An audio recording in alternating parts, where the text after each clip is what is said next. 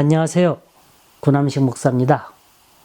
오늘 전해드릴 성경 본문 말씀은 로마서 8장 26절에서 30절까지의 말씀입니다. 이와 같이 성령도 우리의 연약함을 도우시나니 우리는 마땅히 빌 바를 알지 못하나 오직 성령이 말할 수 없는 탄식으로 우리를 위하여 친히 간구하시느니라. 마음을 살피시는 이가 성령의 생각을 하시나니 이는 성령이 하나님의 뜻대로 성도를 위하여 간구하심이니라. 우리가 알거니와 하나님을 사랑하는 자, 곧 그의 뜻대로 부르심을 입은 자에게는 모든 것이 합력하여 선을 이루느니라. 하나님이 미리 아신 자들을 또한 그 아들의 형상을 본받게 하기 위하여 미리 정하셨으니 이는 그로 많은 형제 중에서 맏아들이 되게 하려 하심이니라. 또 미리 정하신 그들을 또한 부르시고 부르신 그들을 또한 의롭다 하신 그들 또한 영화롭게 하셨느니라.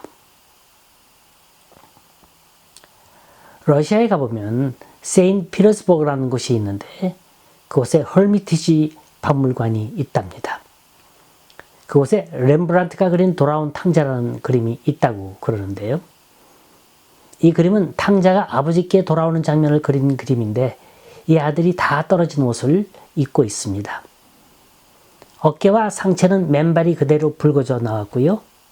뼈만 앙상한 몸에다가 맨발로 돌아온 아들이 아버지 품에 안겨 있는 그런 모습입니다. 금세기 최고의 영성 신학자라고 일컫는 헨리 노엔 박사는 이 그림을 보기 위해서 세인트 피터스버그까지 일부러 갔다고 합니다. 그런데 그 그림 앞에 사람들이 너무 많아서 단 1분도 지체할 수 없었답니다. 다행히 박물관의 관리자를 알게 돼서 밤에 박물관에 혼자 들어가서 7일 동안을 그 그림만 봤다고 합니다.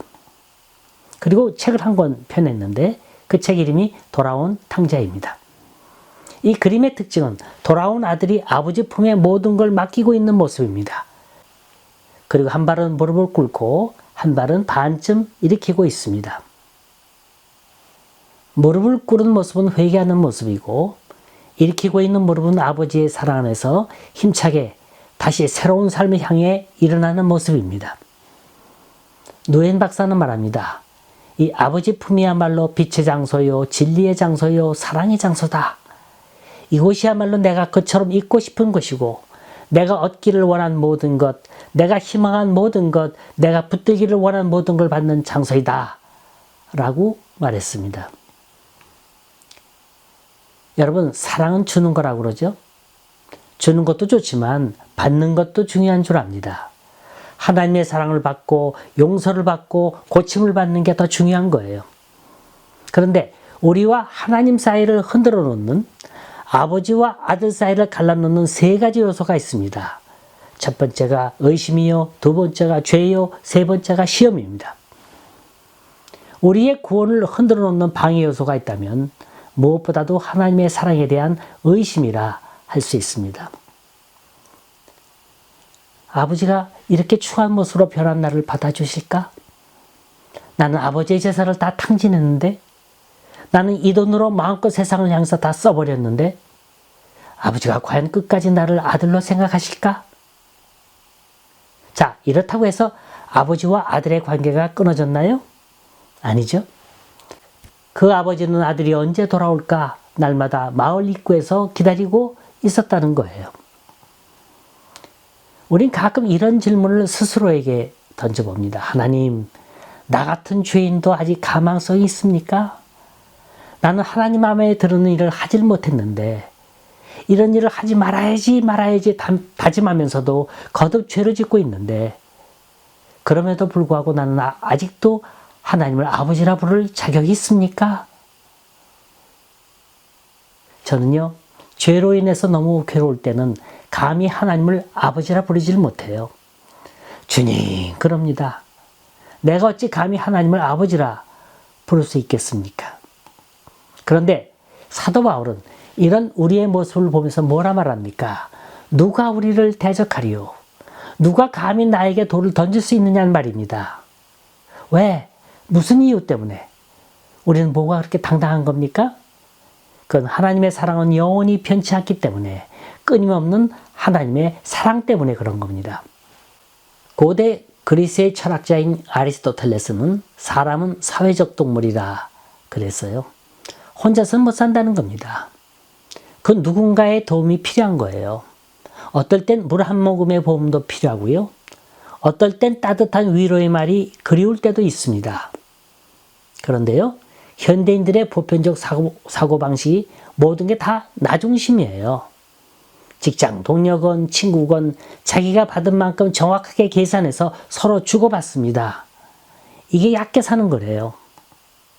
절대 내가 베푼 것 이상 그 누구도 나를 위해 주질 않습니다. 그래서 우리 마음 깊은 곳에는 누군가 아무 조건 없이 날 좀 위해 주는 사람이 있으면 이런 내면적 갈망이 싹트게 됩니다. 이게 안 되니까 마음의 갈등을 느끼는 거예요.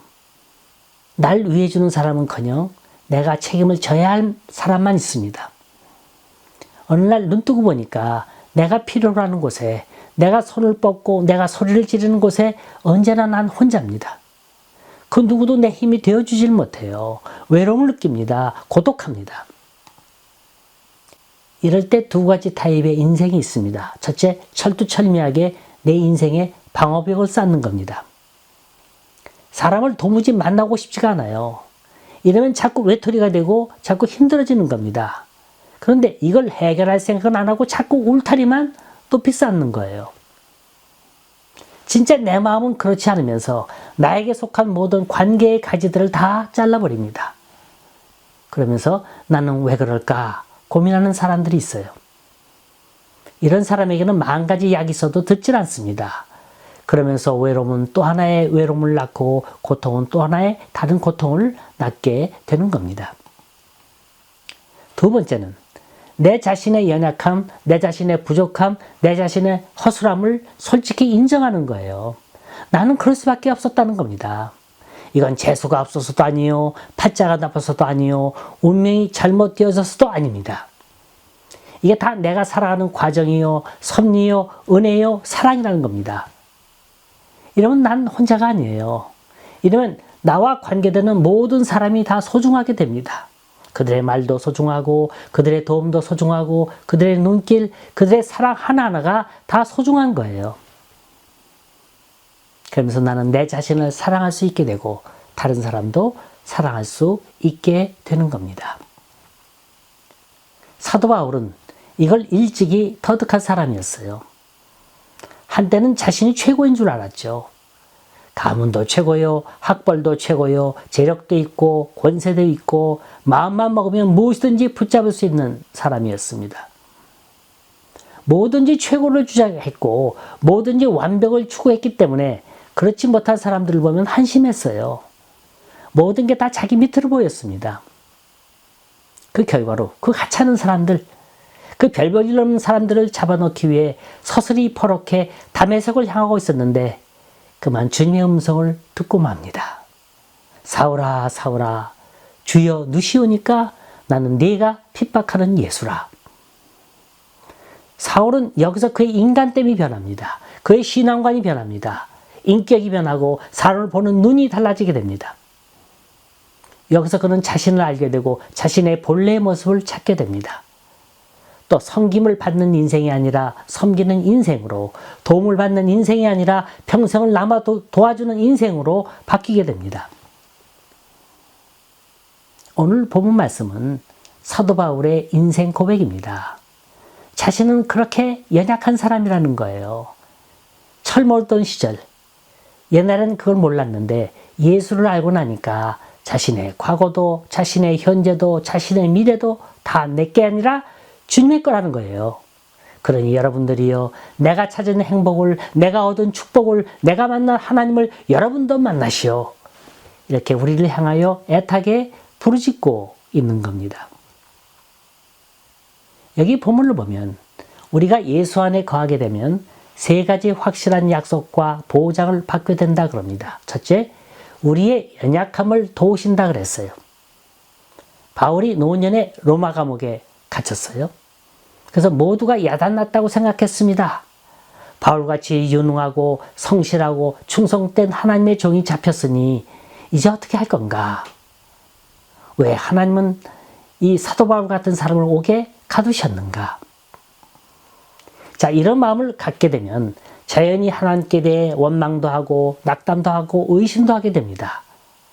그런데 결과는 어떻게 됐나요? 자, 이곳에서 어떤 일이 벌어지나 한번 보세요. 바울은 죄수의 신분으로서 만날 수 없었던 고급 신분에 있는 사람들을 그 감옥에서 만나게 됩니다. 당시 로마의 최고 권력자라 한다면 두말할 것 없이 로마 황제 시저이죠. 그런데 놀랍게도 이 시저의 친척들이 이 친위대안을 들락거리면서 바울을 만나게 되고요. 또 그를 통해서 복음으로 교화하는 일이 이 감옥 속에서 일어나는 겁니다. 참 권력이라는 게 이렇게 좋은 거예요. 이게 소문이 나자 바울이 갇힌 게 안타까워서 뒤에서만 숨어서 밀어주고 협조하던 사람들이 있었죠.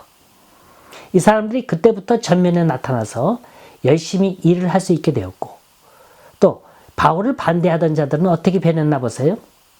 이들은 바울이 일하는 게 싫어서 밤낮 뒤에 앉아가지고 야 저것 좀 봐 저것 좀 봐 그러다가 바울이 로마 고위층들에게 복음을 전하자 그게 아닐세? 그러면서 비난하던 걸 그치고 오히려 바울 편으로 돌아서서 그를 돕기 시작하더라는 겁니다. 우리는 하나님이 하신 일을 모릅니다. 우리는 그저 나의 고통을 기준으로 하고 우리의 짧은 안목을 가지고 쉽게 판단을 합니다. 그러면서 이거다 저거다 생각을 하고 절망도 하고 아우성도 치고 그러는 겁니다. 오늘 본문에 연약함을 돕는다는 말은 사랑한다는 말입니다. 이 사랑은 부분적인 사랑이 아니에요. 이건 나의 모든 걸 사랑하고 모든 걸 도와주신다는 말입니다. 우린 연약해요. 정신적으로도 연약하고요. 의지도 약합니다. 유혹에도 약해서 넘어지기도 잘합니다. 마치 정글에 홀로 남겨진 어린아들처럼 뭘 어떻게 할지 모릅니다. 사도 바울은 여기다 뭘 하나 더 첨가했는가 하면 26절에 우리가 마땅히 빌 바를 알지 못한다 그랬어요. 이건 우리가 기도하면서도 어떻게 해야 하는지 모르고 할 때가 많다는 거예요. 그만큼 우리가 영적으로 어리다는 겁니다. 여러분도 그럴 때가 있을 거예요. 분명히 기도해야 할 때인데 그 기도가 나오질 않습니다. 분명히 안타깝고 답답한 순간이 내 주위에 몰아닥치고 있는데 생각만 있을 뿐 무릎이 꿇어지질 않습니다. 교회는 가야겠다는 마음만 있을 뿐 발이 떨어지질 않아요. 왜 우리는 그 십자가 곁에만 빙빙 돌 뿐 그 십자가의 능력을 붙잡지는 못하고 있는 겁니까? 아서 핑크라고 하는 신학자는 그 이유를 세 가지로 말합니다. 하나, 우리가 내 자신을 너무 사랑한다는 거예요. 그래서 자기 자신의 눈이 멀어서 뭐가 가장 하나님의 영광을 위한 건지, 뭐가 형제에게 유익한 건지, 뭐가 자신을 붙들어 줄 수 있는 건지 분별할 수 있는 그 능력을 상실하고 만다는 겁니다. 이 나라고 하는 게 항상 문제인 거예요. 내 가정, 내 사업, 내 물질, 내 명예, 이걸 너무 사랑하는 거예요. 도무지 움켜쥐고 내어놓을 줄 모릅니다. 무엇이 삶의 우선순위인 줄 모르고 하나님을 찾으니 혼돈이 올 수밖에 없는 거죠. 둘, 우리가 무엇을 빌지 빌 바를 알지 못하는 이유는 너무 시험에 깊이 빠졌다는 겁니다. 그 시험이 너무 고통이 돼요. 너무 괴롭습니다. 그 아픈 거, 그 괴로운 거, 그거 한 가지만 골똘히 생각하니까 좌우를 분별치 못하는 거예요. 셋, 우리의 영혼이 너무 메말라졌다는 겁니다. 말씀을 잃었고 기도를 잃었고 찬양을 잃었습니다. 그러면 결과가 어떻게 되는 줄 아세요? 남을 원망하게 됩니다. 남을 시기하고 미워하게 됩니다. 공연스럽게 신세 한탄이 나오고요. 자꾸 남과 비교하게 됩니다. 여러분 사도 바울도 그랬어요. 그가 감옥에 갇힐 때 답답했습니다. 다니엘도 그랬어요. 그가 사자굴에 갇힐 때 어떻게 빌어야 할지 캄캄했습니다. 엘리야도 그랬어요. 그런 로뎀나무 아래서 기도한답시고 찰나를 죽여달라 그랬어요. 여러분 우리의 영혼이 메말라지면 기도를 해도 날 위한 기도밖에 나오지 않습니다. 이게 우리의 연약함이에요. 이게 인간의 연약함인 거예요. 그렇지만 기도에 줄 만큼은 놓치지 마세요. 우리가 아무리 힘들고 아무리 지치고 아무리 고통이 오더라도 우리 입에서 기도가 끊어지지 않는 한 끊을래야 끊을 수 없는 하나님의 사랑이 있습니다. 마음이 지쳐서 기도할 수 없을 때 그 누군가가 우리를 위하여 기도하고 있습니다. 여기 26절에 보면 성령이 말할 수 없는 깊은 탄식으로 우리를 위해 친히 간구한다 그랬어요. 하나님은 우리를 언제나 도우십니다. 이것은 확실한 약속입니다. 우리는 그때마다 죽을 수밖에 없지만, 넘어질 수밖에 없지만, 실패할 수밖에 없지만 주님께서 그때마다 나타나 주셔서 우리를 도와주시고 우리를 일으켜 세워주신다는 걸 믿으시기 바랍니다. 두 번째로, 우리가 주 안에 거하면 합력하여 선을 이루게 하신다는 약속이 있습니다. 합력이란 말은 컴바인 한다는 거예요. 믹스한다는 겁니다. 여기엔 좋은 일도 있고 나쁜 일도 있습니다. 기쁨이 있는가 하면 슬픔도 있습니다. 아픔이 있는가 하면 건강도 있습니다. 고민이 있는가 하면 즐거움도 있습니다. 하지만 이 모든 게 하나님이 준비하신 합력이라고 하는 믹서에 들어가기만 하면 나오는 결과는 언제나 하나입니다. 선이라고 하는 믿음의 열매가 나온다는 겁니다. 창세기에 나오는 요셉은 형들에게 미움을 받아서 부모에게 작별 인사도 못했던 사람이었어요. 그는 애굽의 종으로 남의 집에서 종살이를 하다가 그 집에서도 못 살고 감옥에 들어갔습니다. 그곳에서 종신형을 받아 전혀 소망이 없었지만 낙심치 않았죠. 절망치 않았어요. 나중에 요셉이 뭐가 됩니까? 애굽의 제2인자, 애굽의 최고 실권자 총리가 됩니다. 그가 감옥에 있을 때는 내가 왜 들어왔는지 이해를 못했어요. 애굽에서 내가 왜 형들에게 팔려왔는지 몰랐습니다. 근데 총리가 된 다음에 이해를 했어요. 오라, 바로 이거였구나.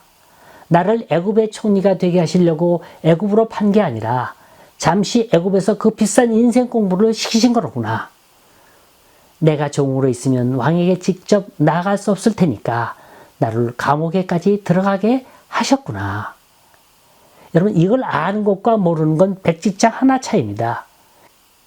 신앙과 불신앙의 차이는 바로 이런 거지만 이 차이는 엄청난 겁니다. 세상 사람 늘 좋아야 좋은 줄 압니다. 오늘도 좋아야 하고 내일도 좋아야 합니다. 그게 행복이요, 그게 축복이라 말합니다. 그러나 성서가 말하는 복은 그게 아니에요. 오늘은 비가 오고 내일은 천둥이 치고 모레는 구름이 껴도 땅속에 묻혀있는 씨는 싹을 내고 꽃을 피우고 열매를 맺습니다. 이게 하나님의 작품인 거예요. 거미가 거미줄을 치는 모습을 유심히 지켜본 분이 있었어요. 처음엔 참 이상했답니다. 어떻게 이 나무와 저 나무 사이를 날아갈 수가 있을까? 그러자 바람이 세차게 불어옵니다. 이때 놀라운 일이 일어납니다. 거미는 엉덩이에서 줄을 빼내더니 바람의 힘을 이용해서 휙 날아가더라는 거예요.